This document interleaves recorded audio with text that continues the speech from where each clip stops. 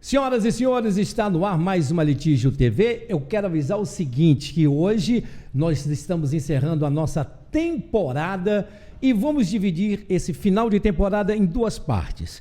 Primeiro vamos conversar sobre liderança, empreendedorismo no futebol. O que tem a ver futebol com empresa? Será que as duas coisas andam juntas? Vamos saber isso daqui a pouco com o nosso convidado super especial. Na segunda parte, aí sim, esse convidado de hoje vai falar especificamente sobre futebol, que é a coisa que mais ele entende. E para entrevistar o nosso técnico Roberto Fernandes, daqui a pouco vem o nosso André Dourado, CEO da Litígio TV, e também o Enilson, né? Enilson é um dos caras que mais entende de futebol no mundo, segundo o André. Não é isso, André? Ele entende de futebol. E o Enilson foi o primeiro colaborador aqui da nossa Litígio. Então, a gente vai dividir em duas partes essa nossa entrevista com esse super convidado especial, que é o nosso técnico, amicíssimo Roberto Fernandes. Eita, é bom entrevistar um amigo, rapaz. Sabia que é bom demais? A gente fica mais à vontade, não é não, Robertão? É um prazer, cara. É muito bom, né? Exatamente como tu falou, tá com um amigo, né? E você é um cara que a gente acompanha e tem uma admiração há muito tempo, fora das telinhas, fora das telonas. E rapaz, assim, sou teu fã e por isso que para mim é uma maravilha estar aqui contigo. Então, obrigado, Robertão. É o seguinte, eu não vou falar sobre futebol, não. Vamos embora. Vou não. Na segunda parte que a gente vai falar sobre futebol. Eu quero falar sobre liderança. Roberto Fernandes, eu te acompanho. Você, às vezes, é um líder polêmico. Ser líder polêmico é bom ou é ruim? Vamos lá. Comecei bem, hein? Começou bem. Deixa eu te falar. A polêmica, ela fica muito da parte externa, sabe? Eu acho que internamente você precisa ser um líder claro, né? E sobretudo, você fazer a grande missão de um líder, que é melhorar os seus liderados. Eu acho que você pode ser campeão, não é? Eu já tive essa oportunidade de ser campeão algumas vezes na minha carreira, mas eu acho que o outro título que você recebe é quando você vê a sequência daqueles atletas que foram campeões com você, eles crescerem na carreira e coisas que você teve a oportunidade de dividir o aprendizado com eles, você vê que eles levam para a vida, para a carreira e, sobretudo, para a vida deles. Então, eu acho que essa é uma grande missão aí do líder e eu acho que é o outro título que um treinador recebe. É quando você vê o crescimento daqueles atletas, daqueles liderados. O treinador é um psicólogo? Também? Também é preciso. Em quantas cabeças tu já mexeste, hein, Roberto? Olha, meu Deus. Olha, Hugo, um elenco de futebol, ele é uma coisa muito heterogênea, né? Você tem ali atletas, eu já tive a oportunidade de ter atletas que estavam cursando faculdade e atletas que mal conseguiam assinar seu nome. Caramba. Eu já tive atletas de várias raças, de várias etnias, né, de vários níveis cultural e isso aí, e escolar também. Então, não dá para você ter uma mesma linguagem com todo mundo. Tem determinados atletas que ele reage ao ser desafiado. Outros atletas, ao ser desafiado, eles são inibidos. Eles são atletas que precisam ser encorajados. Já outros, se você for encorajar, ele vai se sentir enfadonho. Eles não é a chave, não é a ferramenta que vai despertar o melhor potencial dele. Pelo contrário, esse aí você precisa ser desafiado. Só, tu não vai conseguir fazer isso, e aí, meu irmão, o cara se transforma num animal e vai dar a vida para conseguir aquilo ali. E líder, escolhendo um líder, que eu digo, um capitão do teu time, qual é a tua visão de um líder, de um capitão? Ele tem que ter o quê, Roberto? Olha, hoje, especificamente no futebol, o capitão ele precisa ter duas coisas muito assertivas dentro do futebol. Primeiro, a leitura de jogo. E o segundo, uma tomada de decisão assertiva. Antes, você tinha outros critérios que hoje em dia não é que está fora, né? Mas hoje, por exemplo, o futebol cada vez mais é um jogo tático, né? E isso em qualquer empresa, né? Se você não compreende qual a missão daquela empresa, como é que você vai conseguir liderar os seus funcionários? Mais do que isso, quando você só se compromete, Hugo, com aquilo que você acredita. Então, quando é que se fala, o grupo comprou a ideia do treinador? É porque você conseguiu colocar na mente deles aquilo que eles verdadeiramente vão acreditar. Não existe comprometimento sem acreditar. O cara não vai dizer, estou comprometido. Se ele não acredita naquilo que você fala, se ele não acredita naquilo que de fato o clube propôs, né? Então, isso é importante você identificar. E tem os líderes, né, que já vêm com essa liderança nata, né? É atleta que, por exemplo, chega no decorrer da temporada, né, e já consegue entrosar e já consegue fazer com que os outros atletas sigam ele. E existe aquele atleta que é trabalhado, né, que você precisa estar mais próximo dele. Porque eu falo o seguinte... O cargo de treinador de futebol, ele se assemelha a muitas outras profissões. E uma delas é a do próprio político. Eu vou te dar um exemplo. Veja só. O cara vai estar em campanha, por exemplo, para governador, para deputado, e ele vai numa determinada cidade e ele faz um discurso espetacular. Inflama.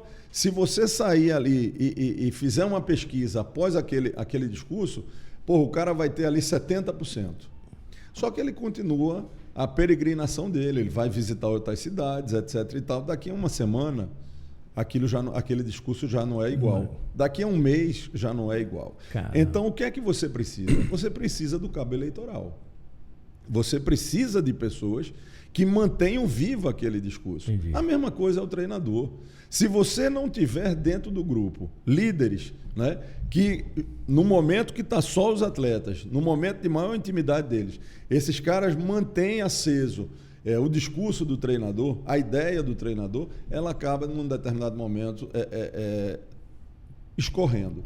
Ela acaba num determinado momento fazendo com que os atletas esfriem um pouco. Então, por isso também dá importância de você ter atletas com esse perfil de liderança. E necessariamente não precisa ser só o capitão, não. Agora, Roberto, teu grande boom não foi em Pernambuco, foi no Brasiliense. Estou errado? Eu acho que o Brasiliense foi o primeiro grande salto. Né? Por que não fez sucesso aqui, ser líder aqui, tem que ser líder lá fora, para chegar aqui e dizer, provei para vocês que eu sou um técnico? Cara, porque como um bom pernambucano, eu sei muito bem como é que funciona a cabeça do pernambucano. Sabe? O pernambucano, em linhas gerais, na hora que um filho da terra faz sucesso lá fora, todo mundo se orgulha. Mas na hora que você está aqui dentro, paira muito mais outros sentimentos. E você sabe do que é que eu estou falando. Eu sei. Então, eu optei e tive a oportunidade, né, de, bem no início da minha carreira, receber uma proposta para ir para São Paulo. E eu fiquei mais ou menos 8 anos fora de Recife. Eu saio de Recife em termos de treinador, como um mero desconhecido.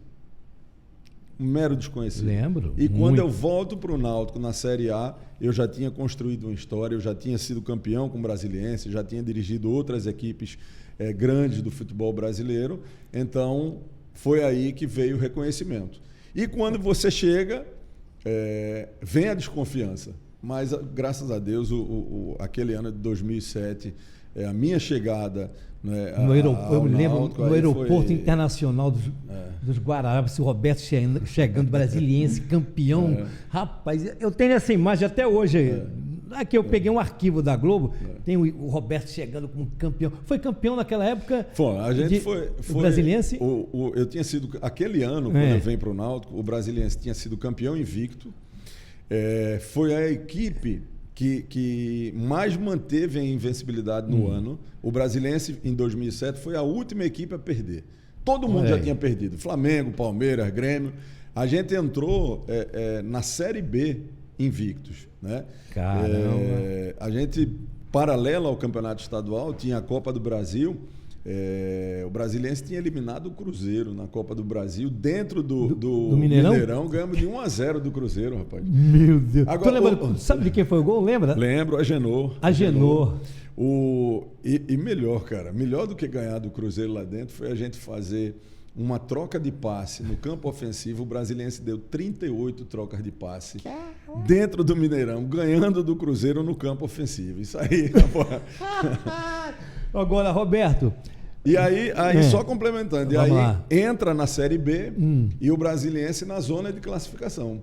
Então, como eu fui chamado de louco algumas vezes, e essa foi uma das vezes, porque o Náutico estava na lanterna da Série B e o Brasiliense na zona de acesso.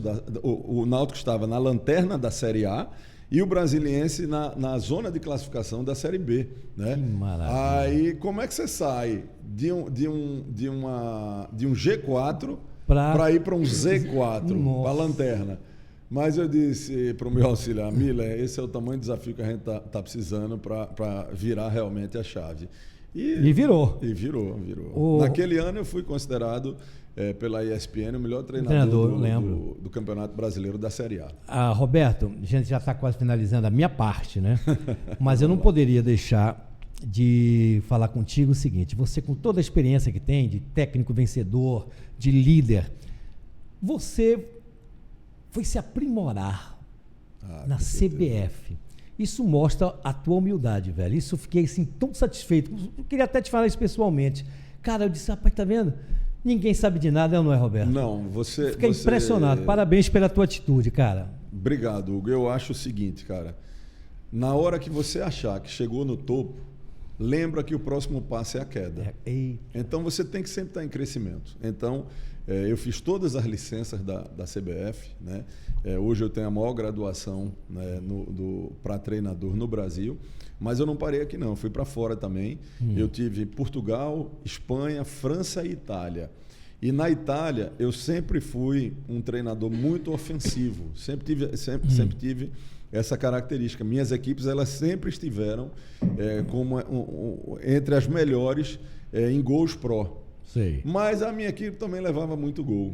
Então eu fui para a Itália, que é considerada a melhor escola defensiva do mundo, num padrão de Brasil, né? Das grandes seleções. E também fiquei uma temporada lá, visitei 4 clubes, né? Para entender um pouquinho como é que o italiano pensa o jogo. Por isso que eu acho muito difícil o Ancelotti, caso venha para a seleção, dar certo. Porque são duas escolas bem diferentes. Mas esse assunto não é meu. Sobre futebol não é meu. Você vai conversar isso com o Enilson e com o André, dois caras que entendem muito de futebol. Senhoras e senhores, essa é a primeira parte da nossa entrevista com o técnico Roberto Fernandes. A temporada vai continuar, se Deus quiser, assim, se Deus permitir. Eu vou parar aqui agora, porque vem agora o Enilson e o André Dourado para conversar com Roberto Fernandes, de Litígio TV, é a sua TV, inspiradíssima no futebol também. Valeu.